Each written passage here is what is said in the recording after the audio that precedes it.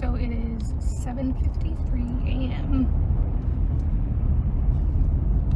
and I'm dropping Scarlett off at daycare a little bit early because I have a 9:30 meeting in like an hour and a half outside of. So we're gonna drop her off and go. I'm so tired because I had to wake up at 5:30 to do the closing on the duplex, and Scarlett woke up as well on her own. Woke up at 5:30, and then I left early so that I could go like get a little drive in so she could do like a little 20-30 minute cat nap, because at daycare they don't go to sleep until like nap time is 12 to noon. And so I knew she wasn't going to be going down for a nap until noon, and she woke up at 5:30, so I was like, homegirl needs to take like a little cat nap. So just, it's already kind of a busy morning, and my day really hasn't even started yet.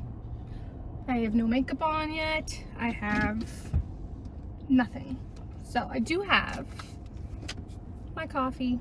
So I'm gonna walk her in. She goes in about 6 minutes, so I'm gonna do my eyebrows, and yeah, that's about it.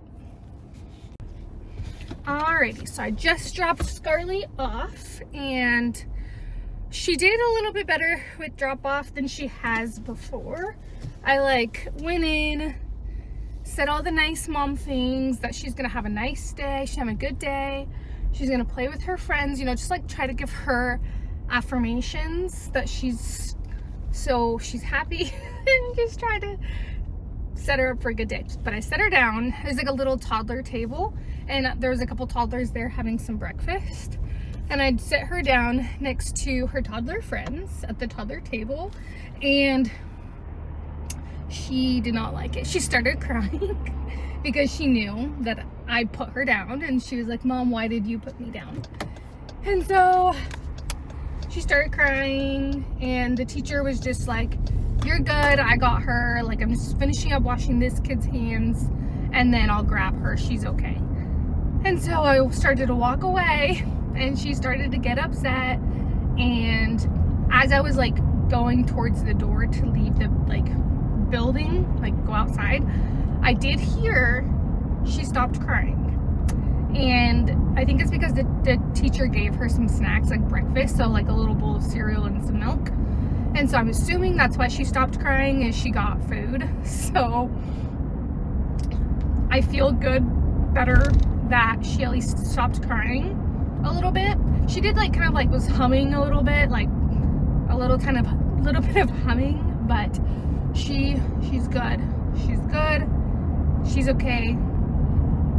Yeah, so I'm heading out to a client's house. The job site's about an hour and a half outside of where I live, and so there's a little bit of a commute. The drive there is like always so gorgeous. I don't mind the drive. And we're gonna finish up installing the rugs on the staircase, which is really, really good. This has taken me way longer than it needed to be. I feel so frustrated by it. It's just annoying. I don't know if I mentioned it already, but it's 8:05 in the morning. But yeah, don't really have much else to report. I do have a discovery call for a really good sounding project at 10. I don't think I'll be able to record that because I record all my videos on my phone, and the call, I will be taking it on my phone. So I need to just get a camera. I don't know why I don't just get a camera, but not a crazy busy day, but everything's just kind of happening at once. And then one of the property managers for my client, he said that he wanted to talk to me about a couple other houses. So hopefully he's on the job site today. So if he wants to talk to me about other projects, he can. So yeah, it should be a pretty busy morning, and then I don't know what I'm gonna do for the afternoon. I think I'm gonna take off the afternoon because my husband and I signed on our duplex today, literally at 6 a.m. this morning. We signed on the duplex, and so I'm probably gonna be packing My husband was up at our property all weekend doing the burn piles, like burning all of this twigs and there's slash piles. He was burning everything all weekend. And so I was on mom duty all weekend and I did not get very much cleaning or packing done. So while Scarlett's at daycare today, I'm gonna try to go back home after my meetings and pack up our house so that we can move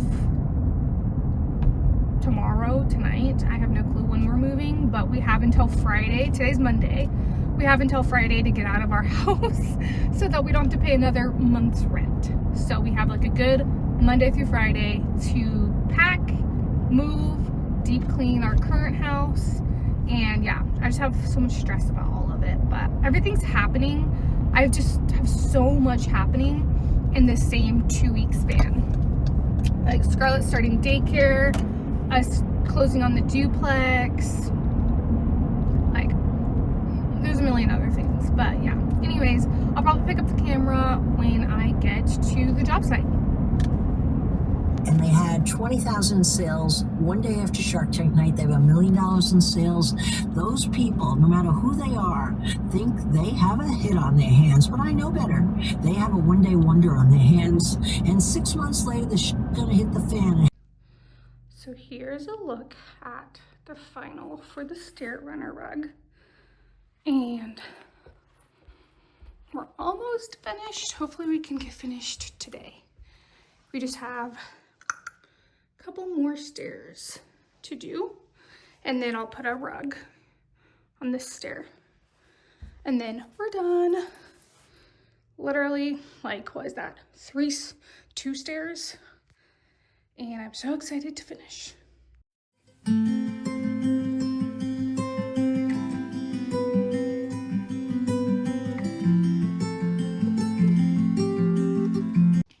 So I just got off the phone with a discovery call for a potential client, and it went really well. She was really, really nice.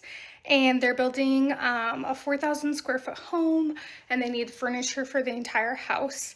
And it's really refreshing when people come to me and need design services, like, well before the fact. Sometimes people come to me and they're like, we need furniture tomorrow. And I'm like, I can't get you furniture tomorrow. So it's nice when people come to me like, we need furniture at the end of 2025. I'm like, well, you came at the perfect time. So if you're gonna hire an interior designer, hire them before you need them. Don't wait until the last minute that you need them. Pro tip. So I just left my client's house. The rug install went great. Everything is fine.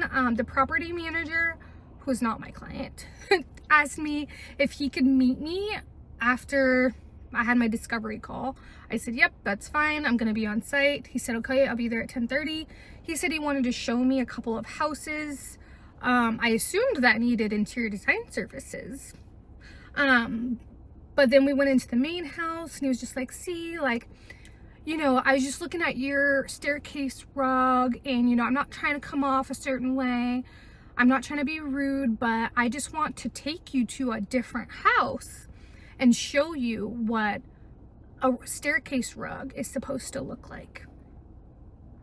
He said, I know it's not my business, but I just want to show you like how other people do staircase rugs, like how other designers do staircase rugs, and just see what you think about it. I'm like, what the fuck are you talking about? And he's like, I know that these clients, they just like, they're not super, you know, whatever, and they just do whatever you say. I'm like, that's not true. It's not true. My clients are great people and like, we have a great relationship. And so when I designed for them, we have worked together for 2 years. So I already know their design style. It's just a very seamless, I don't know, we work together great. I present multiple options for them. They tell me what they like, what they don't like. It's great. And I think that is a common misconception, that like interior designers just go into people's houses and do whatever they want or something. I don't know. If you go into a house that was designed by an interior designer, and you don't like something and you're like, why did the interior designer do that? Likely, that's what the client wanted. Likely, people pay me to do things, like, I just don't even know how to like put it. Like, there are times where I don't like that design element. I don't like that furniture piece. I don't like something, but the client loves it and it's their house. If you love something, it's your house. I'm not gonna do anything, like, you can have it. Yeah, let's do it. If you love it, let's do it. And so he took me to this other cabin and he showed me a staircase runner rug and was like, this is what you should have done. He's like, feel it. And I felt it, and it's like very thin. Like, the rug that they used is just like a thin pile height. He's like, yeah, that's what you should have done a thinner, it's not so thick. And I'm thinking to myself, the one at my client's house is thicker because that's what she wanted. My client wanted a runner rug that was warm, cozy, and soft under the foot. She didn't want a paper thin runner rug. She wanted a nice, thick, warm runner rug. And then he's like, do you see how basically the rug that he showed me at this cabin was continuous? And the one that we did was like a runner, like up the staircase, and then the landing was a different rug. It was the same rug, but like the landing was its own piece, and then it broke off and then did the rest. So it wasn't continuous. It was like broken up. And if you're an interior designer, you kind of understand that. And I'm like, okay, well, we did that for a reason. A, because the rug that is continuous is custom, obviously. And my client didn't want to wait the 35 to 40 weeks for a custom rug. She didn't want to wait that. And so I'm like, okay, as an interior designer, I'm a problem solver. So my solution to that was doing a more broken up style staircase, which is totally fine. My client's like, yeah, let's do that. So I'm like, that's why we chose to not have it continuous, you know. And then he was just showing me like that none of the rugs in this home move. He's like, see this rug? It doesn't move. I'm like, okay, if you want me to put a freaking rug pad down, that's fine. That's easy. I'll go grab a rug pad right now and put it down. Like, not a big deal. And it was just ridiculous because I'm just like, to him, he doesn't like these things, but on the design side, my client and I have had so many conversations about these rugs and about the pile height and how we want it to feel underfoot and just the goal of this staircase. He's not my client, so he's not a part of those email chains. He's not on the Zoom call with us. I actually mailed like 5 different rug samples to my client's house in California, and that's the rug that she chose because she liked it. So it's just frustrating when this actually happens to me a lot as an interior designer, where I'm designing with the client because that's who's paying me. We're going through the design process, everything's great, install's great, client's happy, and then like an external person, it's always a man, comes up to me and is like, Renisha, I don't really like this fireplace stone. I'm like, okay, and? Doesn't matter, it's not your house. And it's never their house. I'm like, that's fine that you don't like that. It's not your house. And my client likes it. So it's always a man. Whether I had like an audio-visual guy do that to me, an electrician do that to me, the property manager do that to me. It's always men who are not even a part of the design, who are not a part of the process. They don't live there, not their house, not their problem. That come up to me like, oh, I don't really like that you did like a really skinny mantle. You should have done like a thick mantle. I'm like, my client wanted it more modern, so we did a thinner mantle to make it more modern. She loves it. Oh God, it makes me so mad. Oh my God. And in these situations, I never clap off. I never clap back. I'm always just like respectful. I'm always just like basically ignoring them because I don't care. At the end of the day, I don't care. As long as my client likes it and I like it, this is not the community board where I have to take everybody's opinions into, no. It's just so annoying. And this actually happened to me at the lodge. So I did like a 10,000 square foot lodge, and at the end of the project, I had a baby, and so they had to hire on support staff, like a lodge manager. And so she was going to be managing the lodge, and like, because it's kind of like an Airbnb, and so she was going to be managing the lodge as like the host of this hotel Airbnb type situation. She used to be an interior designer back in the day, which is fine, no problem there. And towards the end of the project, she didn't even come on until the end of the project. So after we installed all the furniture, after everything was installed, and I was going to take pictures, she came on. And she's just like, going around the job site, like, I don't understand why this is this way. Like, why did we choose this? Like, why did you choose this? And I'm like, lady, I would have to clue you in on like 2 years of decisions to explain to you why we came to that design decision. I don't just make design decisions on my own. I make a design decision and then I present it to the client. The client either comes back with I like that or comes back with I don't like that. And we literally banter back and forth. We go back and forth until we come to a conclusion that the client's happy with and that I can make happen. So she was just like, why did you guys do white sheets? Because that's what the client wanted. The client wanted white sheets so it could feel like a hotel. I don't know. Like, it's just a whole... Actually, that one, the client didn't want white sheets. That one, the client specifically didn't want white sheets because it's like a campground, hotel campground. And so he was like, oh, white sheets, camping, that doesn't make sense. So we did all of the sheets in like a really pretty green, like a moss green, not super dark. And she's like, I don't understand why you chose green for all the sheets when you should have just done white, because we can bleach white. Fair enough, okay, but that's not what the client wanted. So it's just a whole misconception about interior designers, is that we go in and we just do whatever we want, and that we just, yeah, like, if you see someone's house, there was a million decisions behind all of those decisions and those design elements. If you don't like them, that's fine. It's not your house. The client liked it. That's all I can tell you. So every time I talk to that property manager, he riles me up because he's just so rude and so annoying. So it's a whole thing. I gotta drive back home, go to my office, keep working. Just got to my office. And I just have some computer work. I have a couple of emails that I need to respond to. And then I've been working on a drawing set that I'm trying to get done.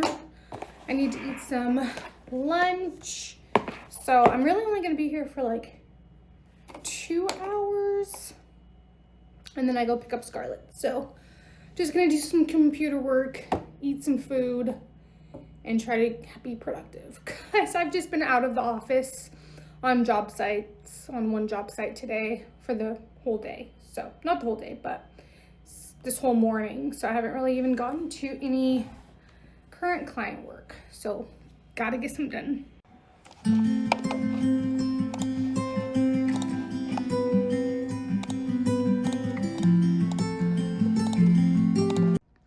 So the next part of my day is going to be planning this wall, because I need more storage. I clearly have materials and I just need like drawers or cubes or something. And then up here has been styled by the lady that I share this office space with. And this is gonna be turned into vignettes. So if you don't know what vignette is, it's just like a little, I'm gonna put samples up here and make it look all pretty. I think I pulled up on my Pinterest a bunch of ideas of what I want the office storage to look like. Here's some ideas of just different things. This is what I'm thinking would go on the shelving. So how that's all just like a bunch of materials. So having a bunch of materials on these shelving. So either way, I have to like measure it out and see what's going on. I'm pretty sure that these are like on studs. So I think that they can hold the weight of materials, because materials get so heavy. Like even just those 12 by 24 ceramic floor tiles, heavy. Okay, so very, very vaguely, I just drafted out my general idea. It looks so freaking funny because I just did line work. I didn't do anything like 3D fancy. But for that wall, I really need, like I said, storage. So I already have one of those like little IKEA cube organizers currently. I already have one and it works pretty well for what it's worth, so I'm fine with using another one. So doing another cube organizer on the other side, so I'd have to buy another cube organizer. In the cubes, I typically either put client binders. So I want to do some client binders that are like, let's see if I can find it.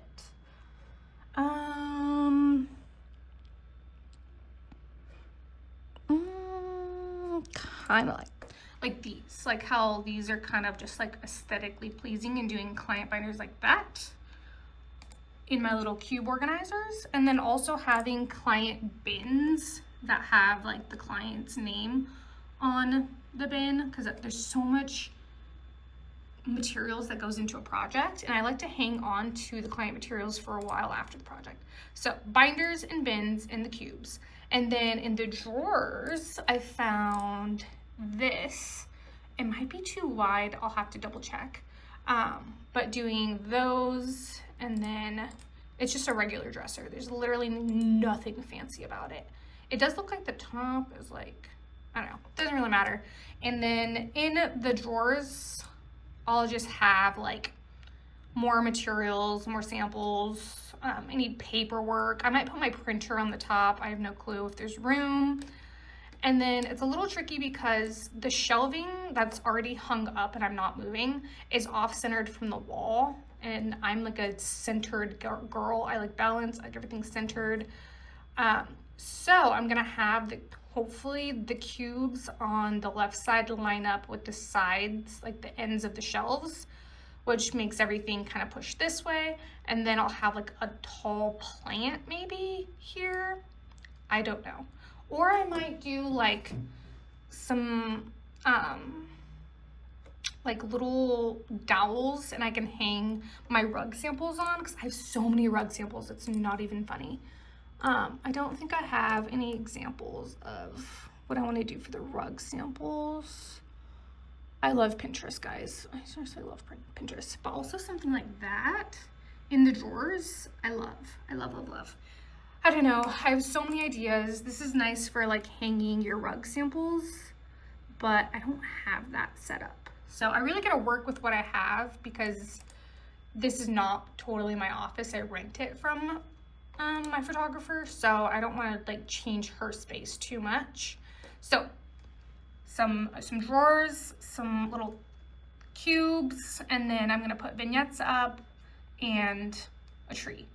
I don't know when I'm gonna do any of this because I just don't have the time, but I need to do it because I'm moving, and so I need to get all of my samples out of my house. So we'll see.